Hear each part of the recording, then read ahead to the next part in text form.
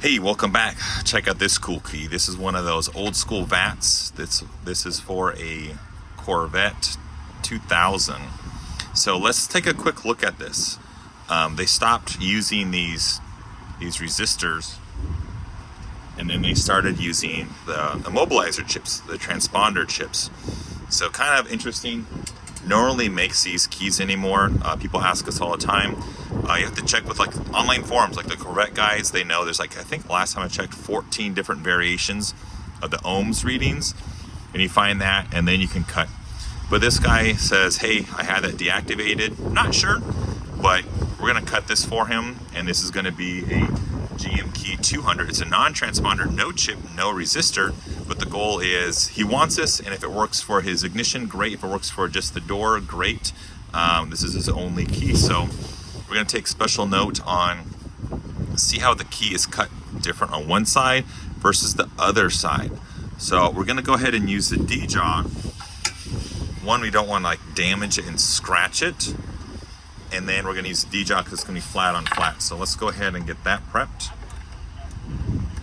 But also there's no shoulder. So how are we gonna go about this? Let's go ahead and check the C Jaw.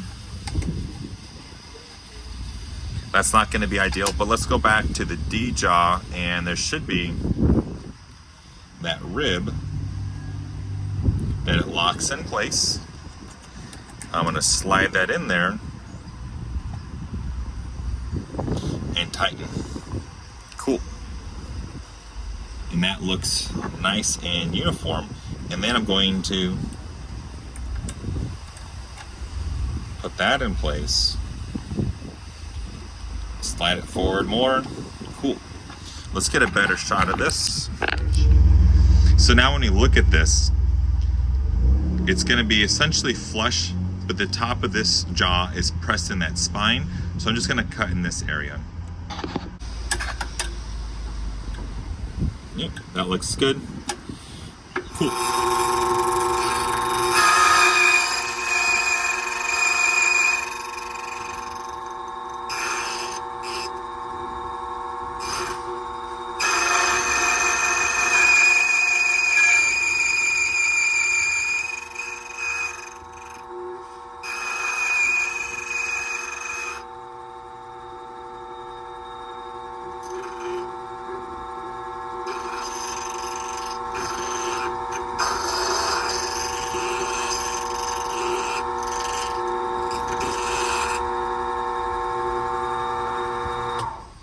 Okay, let's take that off and check it.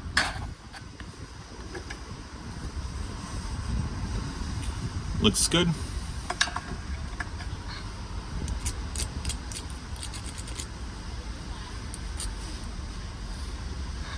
So now we cut one side, but now we need to flip it over because again, each side of the key is different. So I'm gonna go ahead and get the orientation for this one.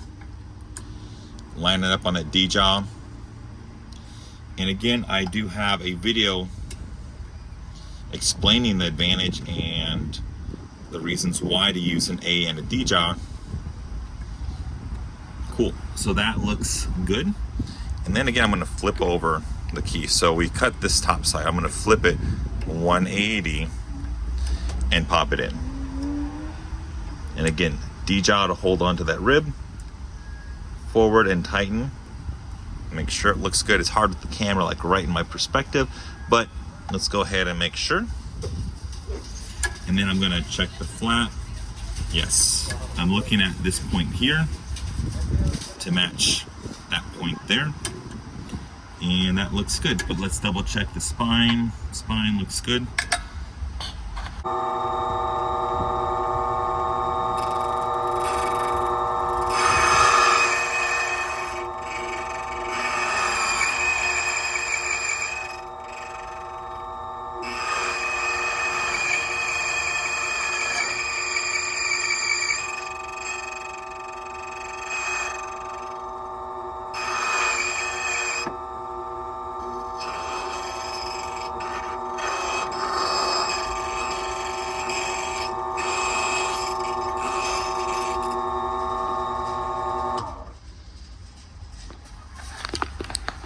Cool, let's take this out. Let's buff it real quick.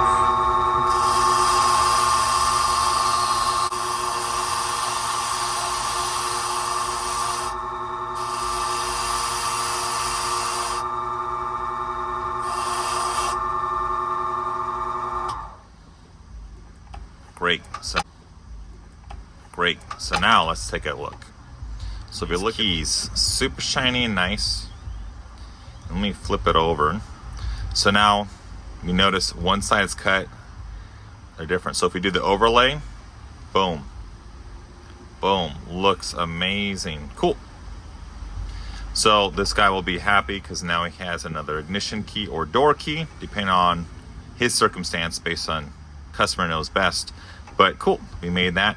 And again, we can't use the Gymkhana just because this would fit in there incorrectly. And also, this is an old obsolete key, new technology, it just wouldn't work.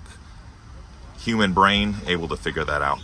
Cool, hopefully this video has been helpful, and I will see you next time. Thanks, bye.